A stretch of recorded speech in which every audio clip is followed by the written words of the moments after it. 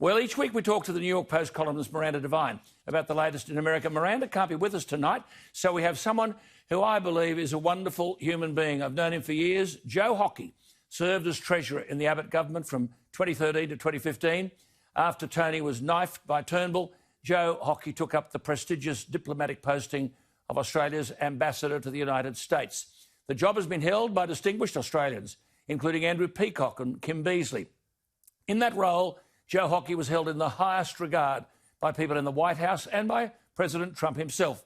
Industry leaders spoke highly of Joe Hockey and his ability to engage with people and build good relations. I've been around politics for a long time. Joe Hockey is as good as they come, the son of an Armenian immigrant and someone who has triumphed over adversity. Tonight, though, we talk America. And I might add, he is now Sky News Australia's US political contributor, exclusive to Sky News. Joe, good to have you on the program. Great to be with you, Alan.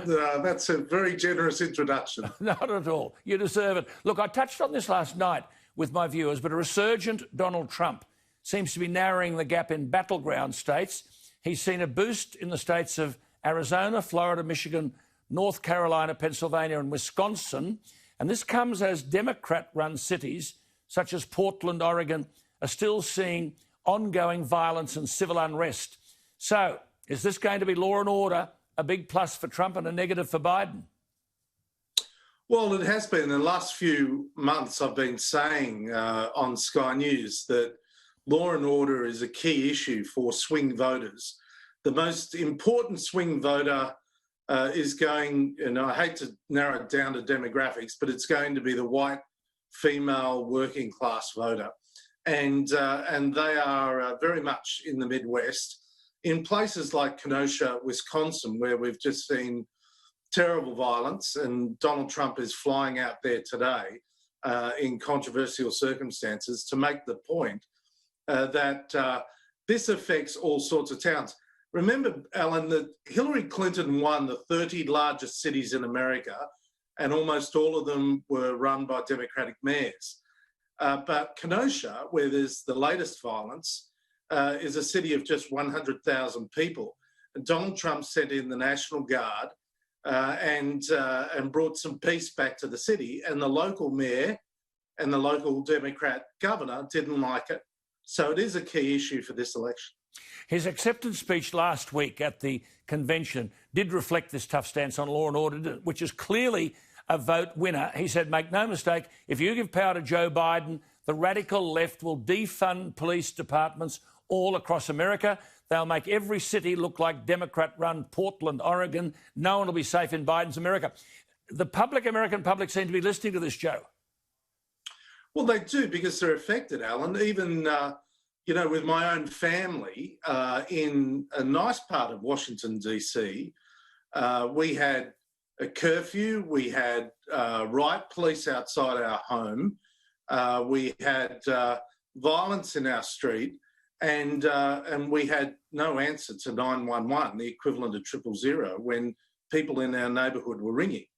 And a lot of Democrats in our area were very frightened. A number of them said that they had bought guns or had guns in their homes to protect their family.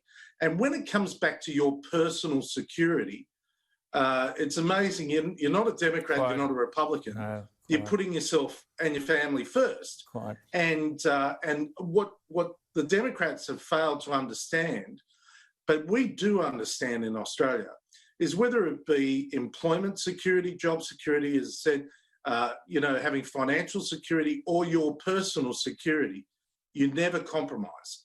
And it doesn't matter who you vote for, you will change your vote to protect your family and to protect your environment. Joe, one thing I want to ask you, I think you know Joe Kennedy, don't you? Joe Kennedy, who... I do, yeah. The congressman. Now, tonight, our time or your time, he's in a fight for his life, surely.